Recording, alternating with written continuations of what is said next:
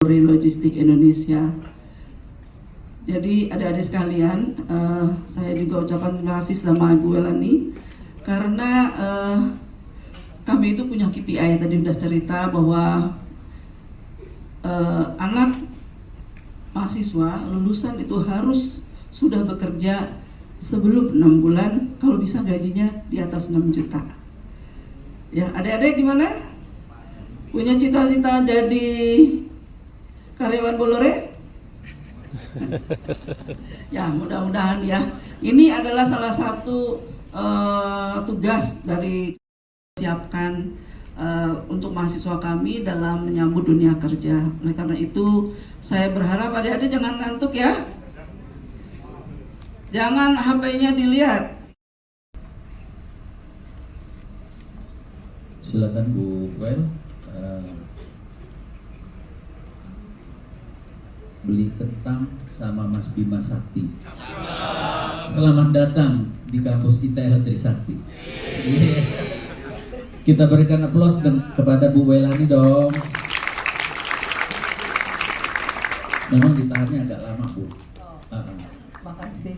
Wah, nggak siapin pantun dan nggak bisa berpantun juga. Itu cuma gara-gara kentang aja kok, Bu. Tadi pagi sahur. Silakan, Bu. Nanti saya cari dari kontainer deh gimana. Oke, iya. Oke. Saya ucapkan Assalamualaikum warahmatullahi wabarakatuh. Selamat pagi semuanya. Salam sejahtera, Shalom, Om Swastiastu. Izinkan Bu Rektor, Pak Warek, dan rekan-rekan mahasiswa, pada hari ini kita ketemu lagi, ngobrol-ngobrol lagi, kalau kata zaman sekarang omon-omon lagi, tapi yang bermanfaat dalam rangka Career Talk. Ya, Career Talk ini bersama Bolore Logistik Indonesia. Pembicaranya langsung saja ya, ini adalah bosnya Bolore Logistik Indonesia. Beliau, boleh kasih tepuk tangan. Tadi Bu Rektor menyampaikan Bu Welani ini adalah alumni juga, alumni tapi sekolah tinggi pariwisata, ya, Bangkok tapi sekolah pariwisata, kerjanya di logistik. Nah, kalau dilihat dari karirnya, aduh, masya Allah, ini banget ya, banyak banget. Kalau saya bikin jadi buku ini karirnya Bu Welani ini. Jadi intinya adalah beliau ini adalah seorang wanita tangguh, ya, perempuan tangguh, dan ini harus dijadikan contoh buat adik-adik semua nih. Translogician. Oh ya Bu, kita mahasiswa kita biasa panggil translogician, Bu. Apa? Translogician. Translogician. Para mahasiswa gitu ya, para mahasiswa. Tapi kalau yang orang-orang seneng dengan transportasi dan logistik, biasanya kita call mereka adalah sobat translo atau ya biasa kita sebut begitu. Tapi kalau untuk adik-adik mahasiswa biasanya dipanggil, wah, lu kan translogician, masa masalah logistik aja nggak ngerti kan gitu ya. Nah, jadi biasa suka begitu, Bu. Itu udah dari tahun 2019, Bu. 200 tahun, tapi mulai efektif 1 Maret 2024 ini sudah diakuisisi 100% oleh shipping line ketiga terbesar di dunia, yang namanya CGM. Perusahaan Perancis juga. Jadi makanya kenapa nanti di slide akan banyak nongol yang namanya CMA CGM, karena kami sudah harus mulai membawa benderanya CMA. Mungkin itu dulu. Boleh. Oke, ini udah siap, Bu. Ya. Ibu kalau mau boleh moving. Ibu. Mau saya kira nanti ke sana ada ternyata di sini. Oke, ini CMA. Nah, kalau ada CMA CGM itu adalah apa? Tadi saya bilang shipping line, kapalnya gede. Kalau suka nonton di film transportasi suka nongol lah ya, kontainer-kontainer ya, yang untuk human trafficking dan kawan-kawan kadang suka ada tuh kontainernya namanya CMA CGM. Tapi kita nggak ikutan yang itu ya. Terus coba boleh ini kontribusi CMA CGM seluruh dunia. Seberapa besar ini company? Kita saat ini adalah 5 terbesar di dunia dengan nilai company itu 47 billion US dollar. Saya coba kasih gambaran adik-adik, 47 billion US dollar itu berapa sih? Itu sekitar 25% dari APBN negara Indonesia. Itu besarnya nilai perusahaan CMA CGM dengan total karyawan 170 juta orang dengan jumlah kapal 593 kapal. Dan kita juga punya pesawat, itu 12 pesawat itu, tapi belum nyampe di Indonesia, tapi masih di Eropa. Nah, itu gambaran sedikit tentang berapa besar perusahaan ini. Jadi masa depannya kalau mau join ya bisa juga sih. Boleh terus saya lihat cepat. Service apa sih yang ada di Bolloré Logistics atau CMA CGM? Pertama kita ada shipping line. Shipping line-nya itu ada banyak, ada CMA, ada ANEL dan kawan-kawan. Kita juga ada port. Jadi kita operate, tadi kalau sempat lihat kita ada operate sekitar 45 port di seluruh dunia. Jadi ada port juga. Kemudian untuk logistiknya kita ada satu sister company, Seva, kemudian Bolloré dan yang lain yang tadi saya bilang CMA Air Cargo yang mana kita punya 12 pesawat. Kemudian ada yang support activity itu lebih ke arah back office. Ini perkenalan tentang Bolloré CMA. Nah, kalau tadi Bolloré itu 200 tahun, ya kan, Bolloré 200 tahun. CMA sendiri baru berdiri tahun 78. CMA sendiri itu baru berdiri tahun 78. Jadi perusahaan yang baru umurnya di bawah 50 tahun membeli perusahaan yang sudah 200 tahun.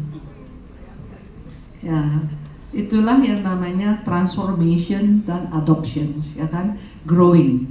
Nah, disinilah kita sebagai anak muda, kita juga harus bisa sama-sama transform diri kita sendiri. Translocation kita harus bisa berubah karena nggak ada yang nggak bisa.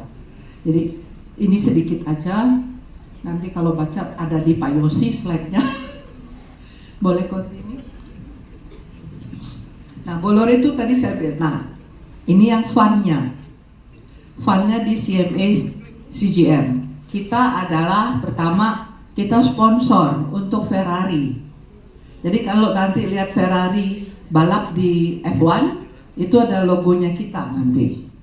Kemudian kita juga untuk nanti mungkin teman-teman yang adik-adik yang suka atletik tahu bahwa nanti ada Olimpiade 2024 di Paris, kita main sponsornya. Jadi kalau memang ada Bolloré, kita ada di 170 country di dunia.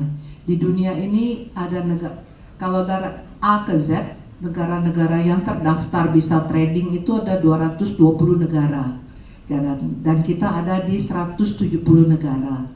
Kalau adik-adik bisa lihat itu cakupannya dan itu termasuk juga nanti cakupan opportunity dalam bekerja juga, karena secara company kami pun mengadopt yang namanya kita bisa transfer atau apply untuk pindah ke negara lain.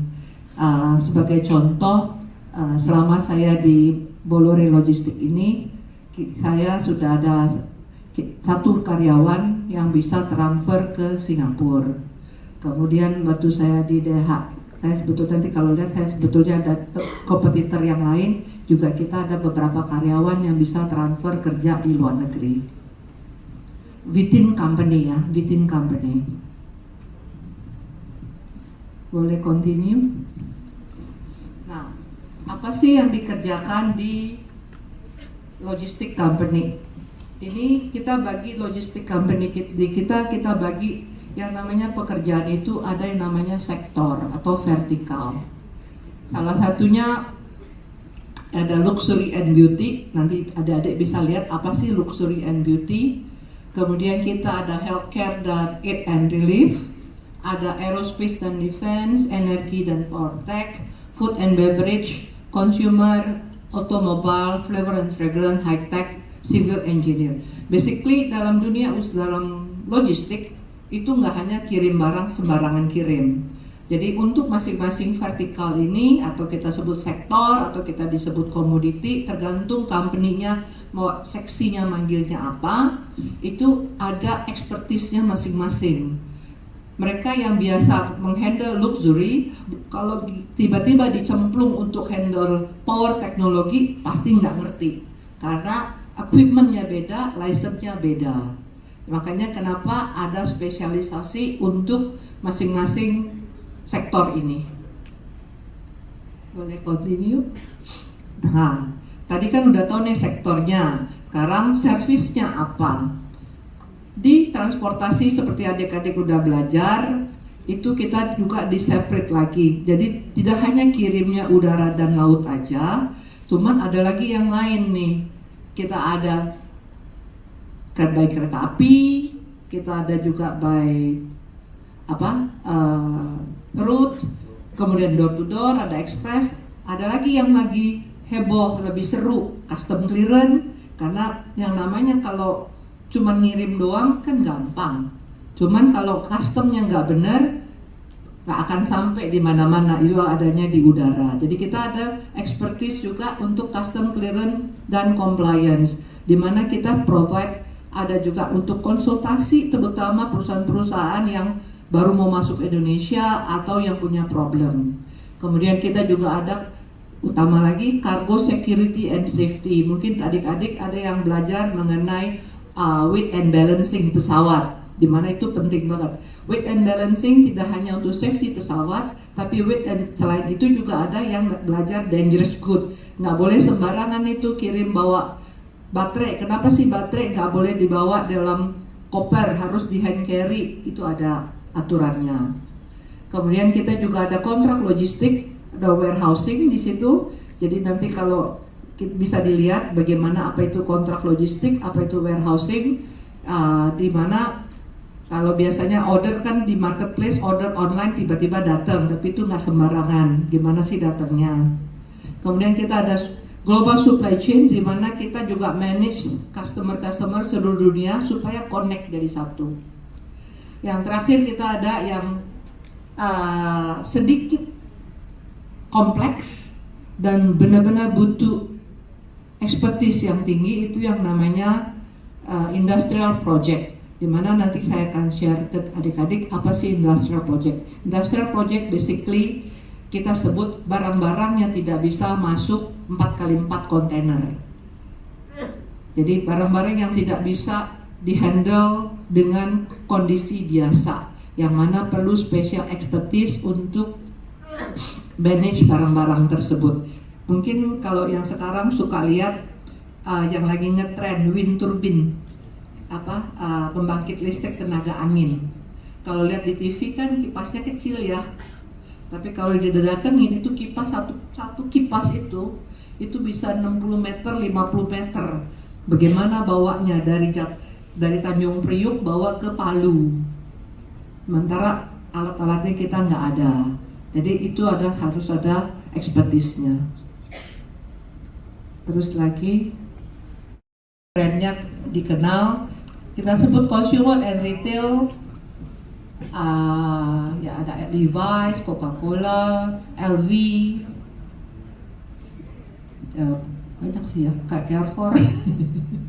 Terus kalau industrial aerospace itu basically mesin-mesin pesawat. Mesin-mesin pesawat yang kalau kita naik pesawat kan kita nggak lihat mesinnya. Di dalam itu ada macam-macam ya, Rolls-Royce dan kawan-kawannya, GE, Lockheed, Airbus, itu juga customer kita. Kami di Bolloré kami handle. Jadi kalau adik-adik naik pesawat Airbus, tiba-tiba pesawatnya on the ground, boleh telepon karena kita yang supply mesinnya. Untuk spare partnya Airbus seluruh dunia itu disuplai oleh Bolloré, expertnya Bapak Jaki ini. Bukan saya ya, expert Bapak Jaki kalau untuk Airbus. Kemudian untuk otomotif, mobil-mobil, kita juga salah satu CMA itu adalah salah satu shipping line yang transport mobil di seluruh dunia. Ya, itu yang brand-brand yang kita transport pada saat ini. Untuk teknologi bisa lihat sendiri, dari mulai handphone, electronics, whatever yang namanya berhubungan teknologi itu sektornya sendiri. Kemudian ada healthcare, obat-obatan, apalagi kemarin pada saat terjadinya COVID itu makanya kalau adik-adik sempat lihat bahwa pada saat COVID di mana semua industri itu harus work from home, salah satu industri yang boleh berjalan lancar itu adalah logistik. Logistik itu dapat dispensasi dari pemerintah, kita bisa masuk. Puji Tuhan, teman tidak puji Tuhan buat karyawan karena karyawannya terpaksa harus bekerja. Kenapa? Karena kita harus supply, terutama itu seperti import vaksin. Kita import vaksinnya, kita import ventilator, masker. Itu kita selain mengembangkan transportasi atau mengatur pengiriman barang, company kami juga sangat support yang namanya inovasi dan appreciate untuk yang talent. Kita ada satu inovasi, itu ada base-nya di Singapura, kita sebut B-Lab, di mana anak-anak below 30 itu yang berprestasi itu diundang ke Singapura untuk bisa berinovasi, menciptakan beyond the box tentang transportasi dan logistik, yang mana dana atau teknologinya itu akan fully disupport. Itu kita adanya itu di Singapura, yang mana ada programnya dan benar-benar memanfaatkan yang namanya AI ke blockchain, robotik, dan kawan-kawan. Itu kita kembangkan di Singapura untuk menjawab keinginan teman-teman milenial yang selain mau bekerja di logistik, tapi on the same time juga punya jiwa entrepreneur untuk berkutak-katik dengan teknologi. Jadi kita ada ini ada, tapi bukan berarti semua bisa apply, dan itu biasanya hanya under 30, yang umurnya di bawah 30, yang masih bisa berkembang. Kalau saya udah nggak bisa, karena saya udah usianya pensiun jauh. Jadi ini, dan itu benar-benar dikembangkan dan disupport. Bisa bekerja sama dengan Nanyang University, dengan SMU, biasanya kita jadi menciptakan satu terobosan untuk proses, merubah proses, hal-hal seperti itu. Itu yang ada di dalam dunia logistik. Oke, boleh continue. Saya sengaja tampilkan ini buat adik-adik semua untuk tahu bahwa di logistik itu atau di transportasi itu gak hanya yang kita sebut kerjanya cuma ngirim barang aja atau bidang pekerjaannya hanya ngirim barang aja. Cuma juga ada yang lain-lain. Makanya kita juga berkembang. Nanti Ibu Nita sebagai HR kami akan sharing ke adik-adik. Pada saat ini karyawan di Bolloré ini sekitar 230 ya. 230 karyawan kita. Tidak 230 itu cuma ngirim barang aja, tapi ada terlibat di sini. Yang paling utama kita ada sales department, makanya kita sales hari ini diwakili oleh Pak Zaki, akan sharing ke adik-adik apa sih itu, apa yang harus dilakukan untuk menjadi a good salesperson, supaya karena bisnis itu tetap running. Jadi kita ada salesperson, sales pun nanti kita split lagi banyak, jadi bidangnya banyak.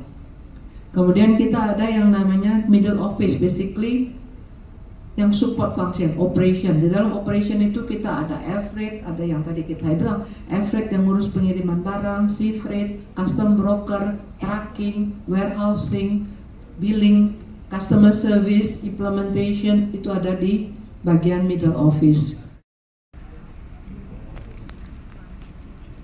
Mesinnya yang ini. Ini kita bawa generator untuk pembangkit listrik. Jadi ini untuk melakukan proyek seperti ini kita perlu study kadang berbulan-bulan. Kita perlu kirim orang bolak-balik untuk assess jalanannya bisa nggak sih.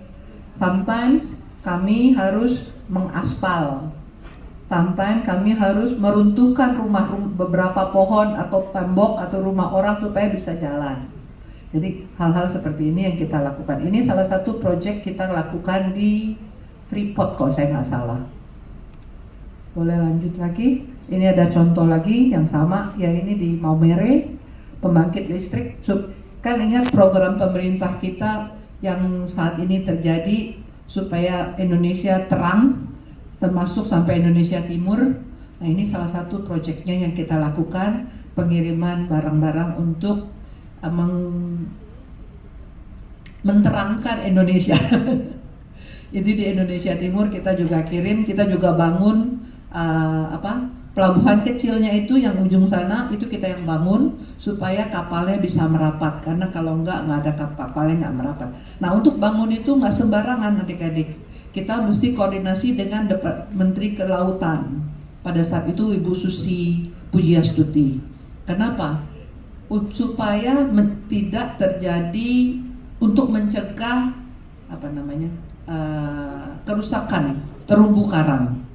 Jadi kita perlu izin khusus supaya sampai di mana terumbu karangnya yang boleh kita rusak, supaya kapalnya bisa landing.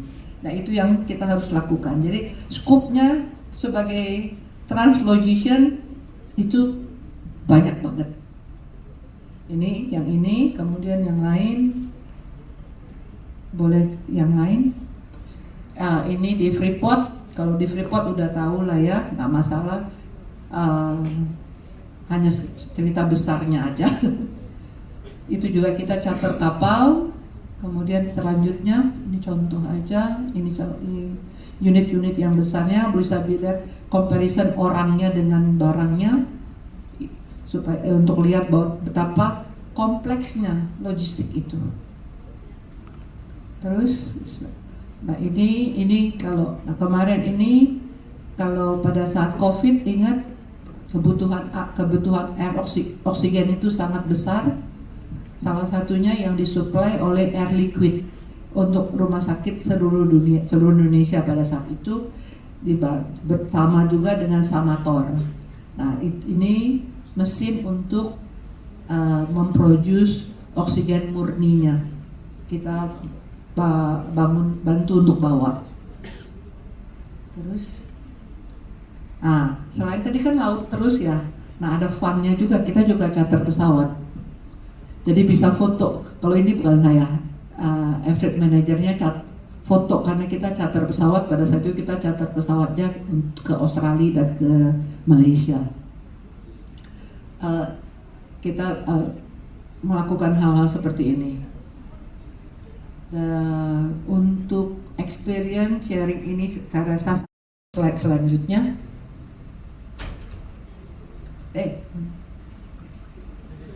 Kok yang kedua nggak ada slide-nya ya? Harusnya ada. Anyway, kayaknya hilang. Aneh. Jadi ini saya lulus kuliah mungkin belum pada lahir, atau jangan-jangan mamahnya juga, orang tua kamu belum lahir juga kali ya, atau masih di angan-angan. Saya lulus kuliah tahun 89, bukan lulus, selesai kuliah 89. Saya masuk kerja namanya, sebelumnya saya sempat, tadi Ibu Tini bilang, saya sempat kerja di Smiling Tour 3 bulan aja, teman saya ngambek, saya keluar. Tapi jadi saya nggak masukin Pak, karena cuma 3 bulan. Di Smiling Tour sesuai dengan pekerjaan saya, jalur saya, which is pariwisata. Tapi itu saya keluar, saya di kargo, jadi saya start di kargo, namanya Megatop, company-nya udah tutup. Saya sebagai customer service biasa, jadi belajar dari nol, ketik RW bill, ke gudang, palet, labeling, ke debu bea cukai. Itu saya lakuin. Itu tahun 89. Kemudian dari situ saya pindah kerjaan jadi di Global Freight, perusahaan dari Singapura. Kemudian saya pindah lagi ke namanya AEI, itu jadi manager sales, itu perusahaan dari Amerika. Kemudian akhirnya saya naik lagi di UPS sebagai air freight manager. kemudian saya country manager UPS, dari situ karir saya berkembang. Sharing yang saya mau bilang, I was in your shoes before. Message-nya saya, if I can do it, you can do it. Even better. Karena tagline saya pribadi secara hidup, Aryo, kamu ingat saya selalu bilang tagline saya, impossible is nothing. Impossible is nothing. Jadi adik-adik mestinya bisa dan harus bisa. Kalau hari ini saya berdiri di depan adik-adik sebagai Presiden Director Bolloré lokal, I would like to see 10 years, 20 years from now ya Pak ya, lulusannya ITL akan menjadi Presiden Director di salah satu multinational company lagi. Itu aja dari saya. Tadi bilang saya kerja dari mulai saya lulus sampai sekarang. Anak saya 2 perempuan, udah lulus, puji Tuhan. Memang mereka lulus dari luar, tapi anak saya 1 udah saya suruh jauh-jauh dari logistik. Ada anak saya 1 di logistik, cucunya 1, dan ini keluarga saya. Saya cuma mau bilang again tadi, impossible is nothing.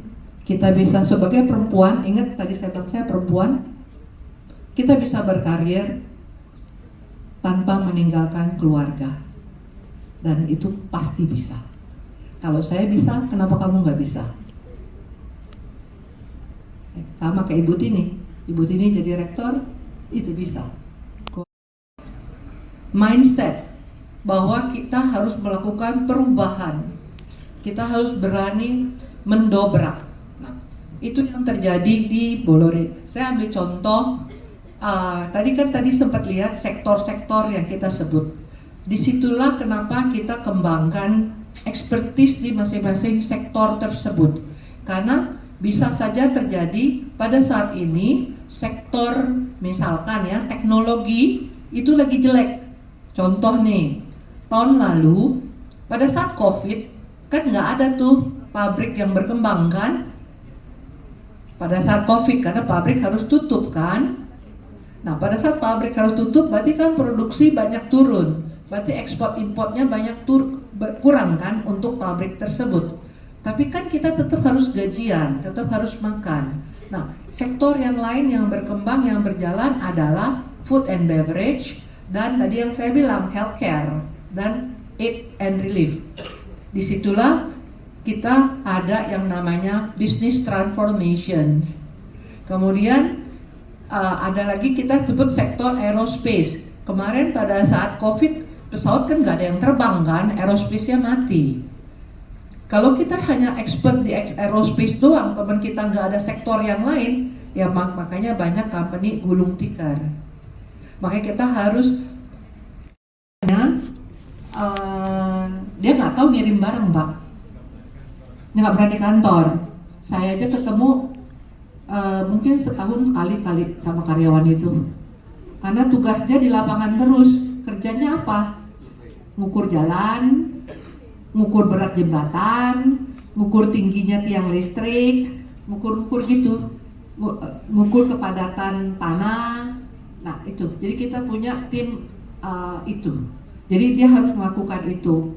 Dan tadi saya bilang untuk daerah yang kita nggak ada, kita harus bikin jetty atau pelabuhan sementara, ya kita ukur Pak. Kita juga panggil tenaga ahli, seberapa besar kita harus bangun, bagaimana, otomatis kan itu ada kontraktornya. Mengenai biayanya itu otomatis kita bangun, kita bekerja sama dengan vendor. Jadi kita ada vendor lokal, ada vendor internasional yang untuk assess biaya-biaya tersebut, dan kita jadikan satu dengan pricing kami yang kami submit. Dan biasanya ada 2 kemungkinan, pricing itu bisa fix, pricing itu bisa floating atau berkembang, tergantung kapan dibutuhkan. Jadi Itu bagian dari project. Terus tadi Bapak tanya lagi draft lautnya. Jadi ada dua kemungkinan. Pada saat draft laut itu untuk berting kapal, kita ada dua, Pak. Kalau pengerukannya itu tidak melanggar regulasi, kemungkinan dan biayanya tidak terlalu besar, itu bisa dilakukan. Tapi kalau sampai itu melanggar regulasi dan biayanya besar, kita akan sarankan jadi ini terjadi di kami, Pak. Jadi kita ada import pakai kapal besar, saya lupa berapa beratnya, dari dari Sweden.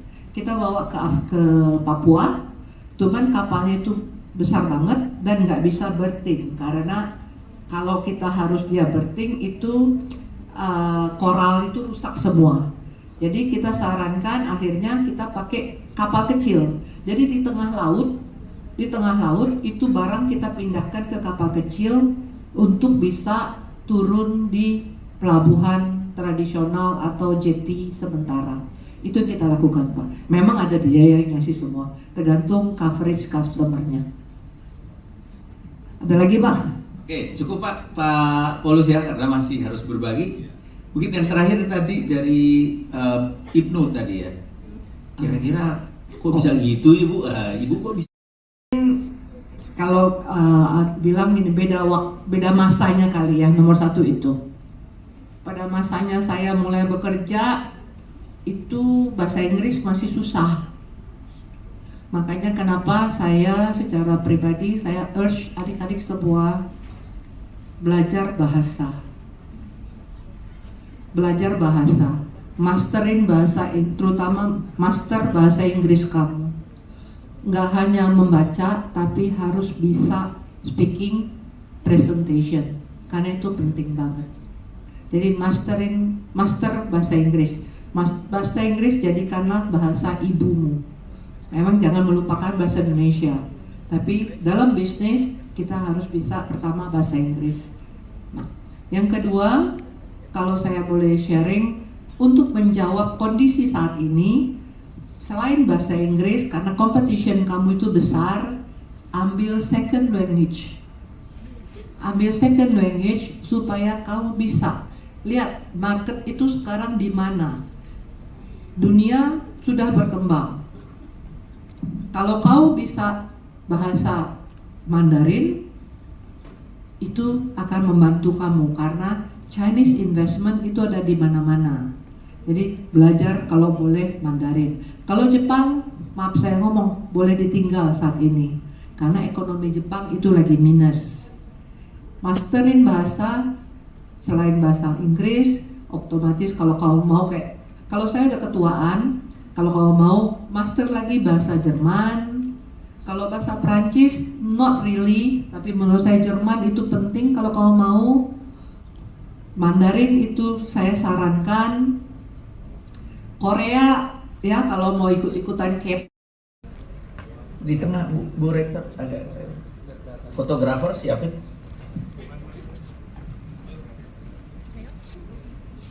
Oke, 1, 2, 3. 1, 2, 3. Oke. Logistik, Head of Key Count itu bagi kita perusahaan global, kita kategorikan customer berdasarkan tadi vertikalnya, dan di Bolloré itu ada tadi beberapa yang di-share sama Bu Welani. Secara global, ketika dia masuk sebagai key account, atau mungkin teman-teman ada yang familiar dengan banking, priority banking, BCA, atau di Mandiri, ya semacam itu. Begitu dia masuk sebagai nasabah prioritas, maka dia akan dihandle oleh tim key account. Oke, next. Sedikit mengenai akhirnya barang harus turun di Soekarno-Hatta. Dari Soekarno-Hatta kita atur 3 truk wing box dengan 3 supir, yang mana non-stop, mereka ganti-gantian, 1 supir jalan, 2 supir istirahat, non-stop Jakarta ke Surabaya. Dari mulai mereka initiate urgent shipment ini sampai selesai barang sampai ke Surabaya itu hanya total 8 hari. Mungkin itu Yang lainnya, apa? Tantangan terbesar. Oh, oke. Ini yang agak lucu. Waktu saya Yang di shipping, unik, ya, yang waktu unik. saya di shipping line, ada komplain dari salah satu customer besar saya waktu itu handle Nike. Kita ekspor, zaman dulu kan banyak ya Pak, sebelum tahun 2010 kita banyak pabrik di Tangerang untuk ekspor Nike ke US. Kapal kita delay di Samudra Pasifik, itu delaynya 2 minggu dan kita dapat komplain keras. Saya waktu itu juga harus bertemu sama manajemen Nike untuk menjelaskan situasinya, karena yang harus saya jelaskan adalah kapal itu melakukan deviasi hampir 2 minggu karena Mayday Call SOS di Samudra Pasifik. Jadi kapten memutuskan untuk deviasi karena dia satu-satunya kapal terdekat dengan kapal yang Mayday Call. Jadi di situ agak sulit ya buat kita menjelaskan ke customer. Loh, kenapa kapal harus delay? Kenapa dia harus ikut-ikutan Mayday? Nggak bisa. Itu udah kebijaksanaan dari kapten ketika dia pegang kendali kapal. Gitu. Itu yang agak sulit ya waktu itu ngejelasinnya. Oke, itu aja Pak. Itu aja. Oke, ya Mas Zaki itu pengalamannya yang unik ya. Orang nggak ngerti, pokoknya orang customer kenapa gitu, dia nggak peduli kan. Tapi ya memang harus itu yang dihadapi. Silakan dari Mbak Nita. Ya, terima kasih teman-teman. Saya catat ada beberapa pertanyaan. Ada 5 kali ya. Ada 5 banyak ya. Sekitar. Sorry saya nggak sempat catat Mas siapa tadi yang nanya ya. Raffi. Mas Raffi Ahmad bukan? Oh bukan. Oke, kirain Raffi Ahmad kuliah di sini Pak. Jadi untuk manajemen trainee sekarang ini memang kita belum ada, tapi kita sedang menggodok konsepnya ya. Jadi mudah-mudahan tahun depan kita sudah bisa mulai running dengan manajemen training. Mudah-mudahan ya, kita doain bareng aja ya. Jadi untuk tahun ini kita baru mulai dengan tadi Inspire internship ya, batch 1. Jadi itu yang sekarang ini ada. Ya, mudah-mudahan segera launching untuk manajemen trainingnya. Kemudian dari Mas Danang ya tadi ya, mudah-mudahan terjawab ya, Mas Raffi Ahmad ya. Oke, salah. Oke, Mas Danang ya tadi ya, kriteria untuk apply intern ya. Jadi untuk apply intern ini memang yang pertama itu bahasa Inggris ya. Kenapa kita jadikan salah satu hal yang utama juga kita lihat dalam proses seleksi, karena nantinya mereka harus melakukan presentasi-presentasi dalam bahasa Inggris juga ya, karena nanti udah internnya di perusahaan logistik international, multinational gitu ya, kalau sampai tidak bisa improve bahasa Inggrisnya kan percuma juga gitu ya. Oke, itu yang pertama. Mungkin yang lagi intern, Aisyah atau Rizka, kemarin kriterianya apa yang disampaikan? Bahasa Inggris terus?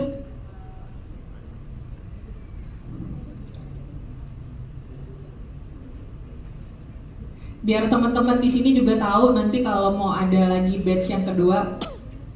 Ilham boleh Ilham jawab. Oke, aku izin menjawab ya untuk Iya. pertanyaan. Mungkin requirement untuk ikut intern yang pasti pertama kita lihat juga secara akademiknya kayak gimana gitu kan. Itu jadi parameter kita juga, karena kita melihat juga teman-teman secara hardworkingnya kayak gimana, itu bisa dinilai dari nilai akademiknya gitu atau IPK. Selain itu mungkin kita lihat juga soft skillnya nih dari teman-teman, apakah teman-teman aktif juga di berbagai kegiatan kampus atau organisasi. Karena itu juga maksudnya soft skill suatu hal yang kita butuhkan juga gitu, the way we communicate with others. Aktif di kampus juga ya. Betul Pak, betul. Tuh. Ya itu salah satu juga tolak ukur juga, karena mungkin ketika kita terbiasa untuk berorganisasi itu kita terbiasa untuk handle with people gitu Pak. Kita Iya. biasa juga untuk berpikir secara strategik gitu, seperti itu. Mungkin hal-hal lain kita sesuaikan juga dengan misal jurusannya apa, sesuaikan juga dengan posisinya apa, seperti itu sih kurang lebih. Dan kalau misalnya udah masuk proses interview atau selection process gitu ya, just be confident and show your true potential aja gitu. Yang penting banyak.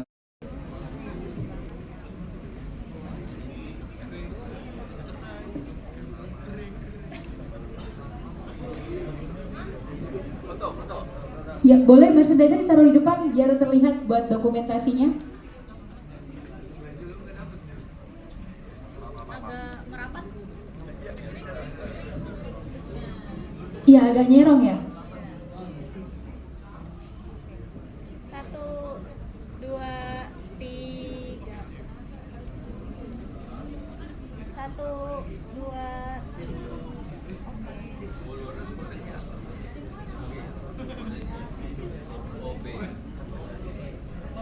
Oh iya udah nggak ada lagi. Ya. Sekali lagi. Oh, sekali lagi. 1,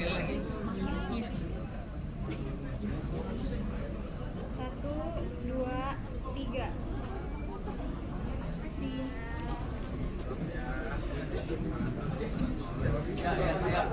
Iya, baik, tidak lupa juga ada souvenir yang Oh sekali lagi. Gini aja.